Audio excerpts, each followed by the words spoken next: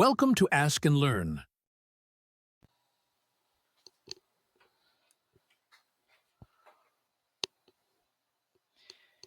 In this problem, we have a combination of load force shapes that are dependent on some arbitrarily defined parameter A.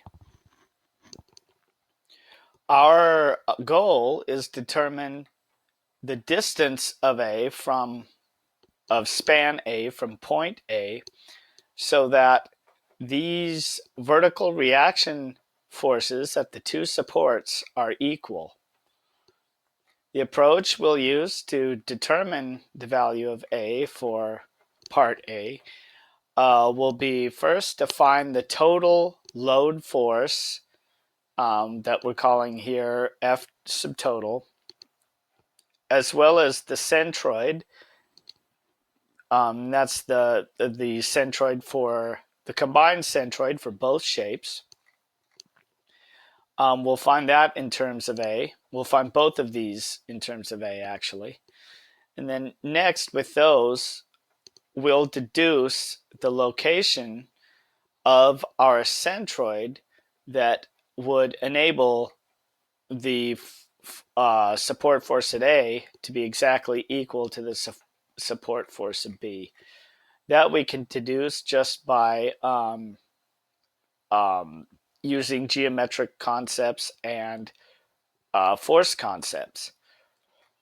And finally, after we have determined the required location for our centroid of the total load, we can solve for A after setting the expression for x total that we figured out here in the first step, setting that equal to the value that we deduced in the second step. That will leave us with an equation for which we can solve for A. Doing the first step, the total load we can determine from the area of a triangle in terms of A, base times height, which would be 1800 newtons per meter times A meters, and then we would divide that by 2, and that leaves us with 900 A newtons. We can do the same thing for the triangular load force on the other side of A.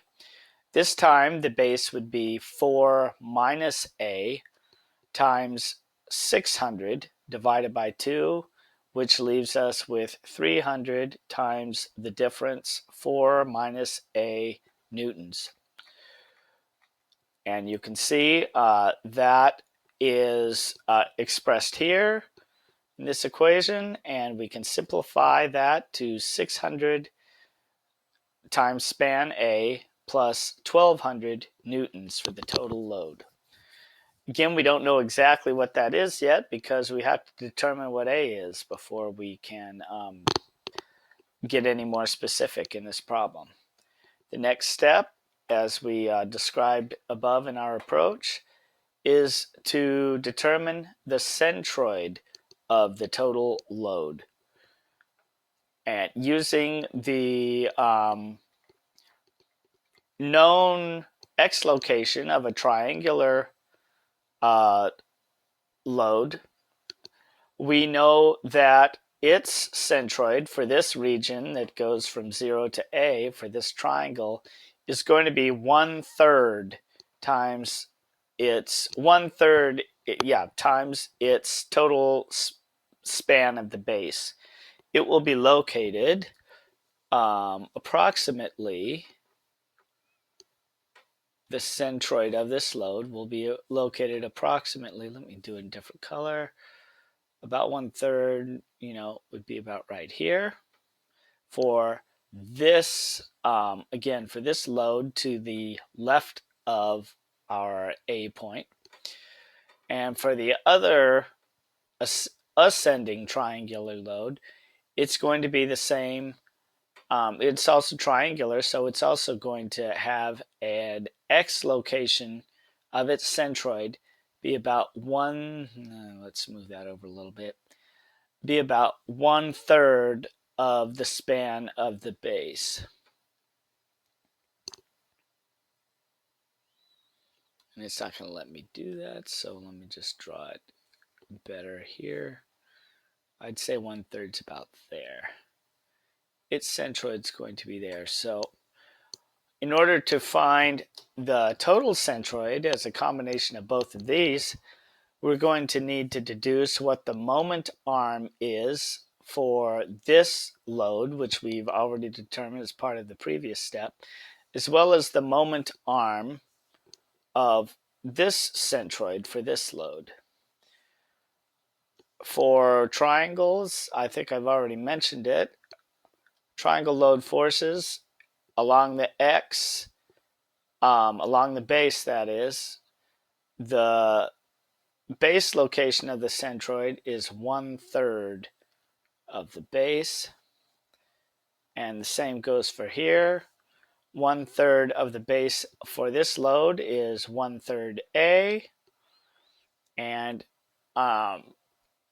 1/3 of the base in this case would be 1/3 of 4 minus A.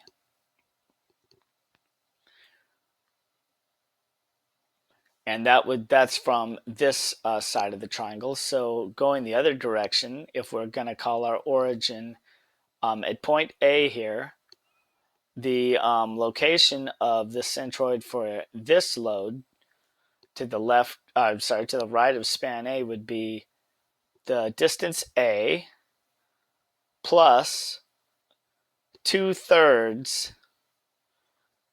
This distance here is 2/3 of the total distance of 4 minus A.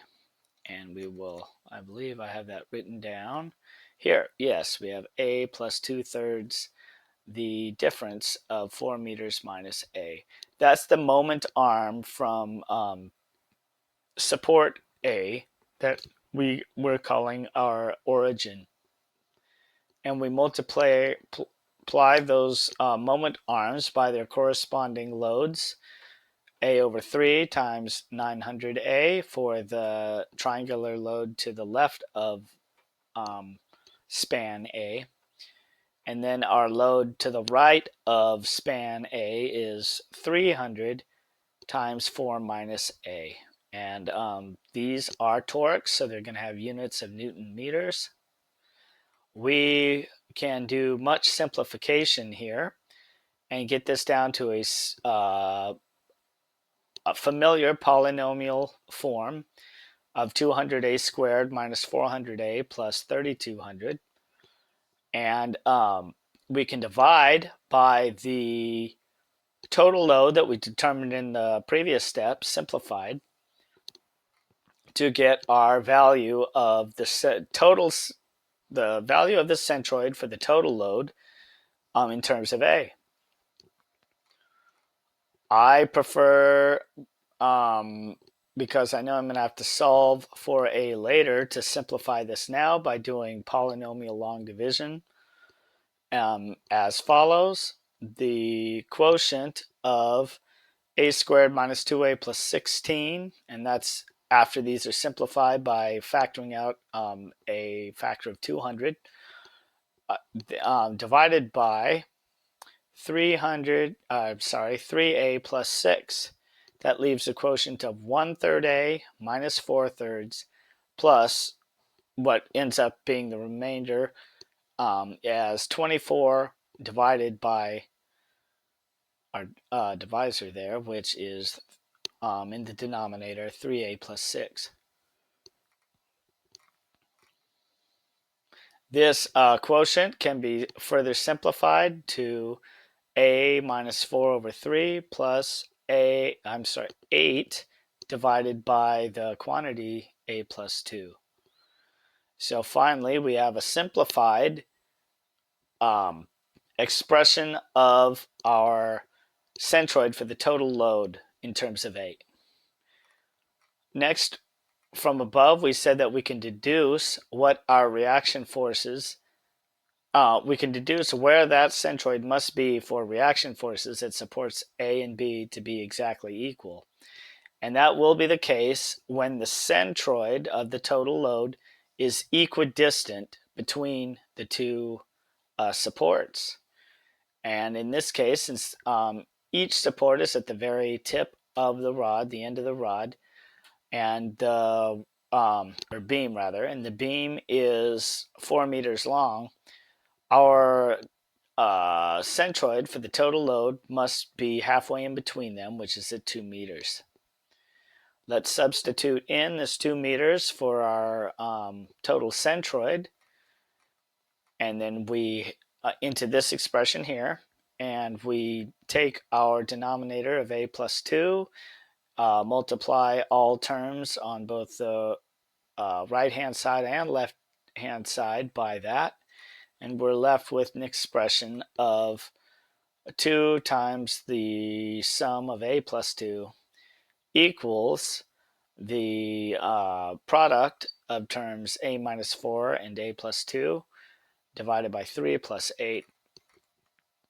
This can be gathering our terms and putting everything to the right side of the equal sign leaves us with a quadratic equation equal to 0, for which we can apply the quadratic formula, and we get a value of 0.535 meters for our span.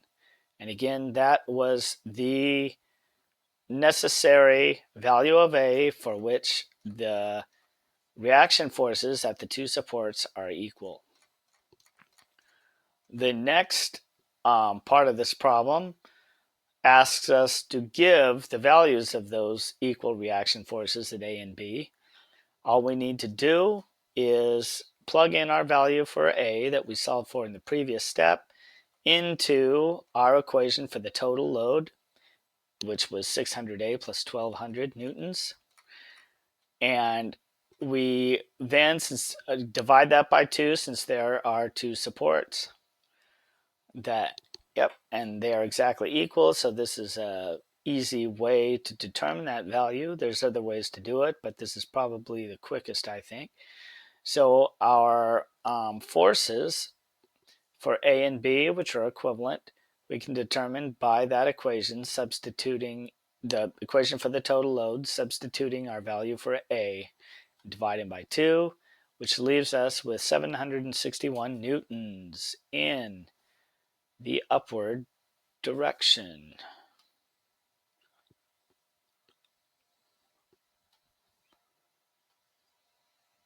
And that concludes our problem.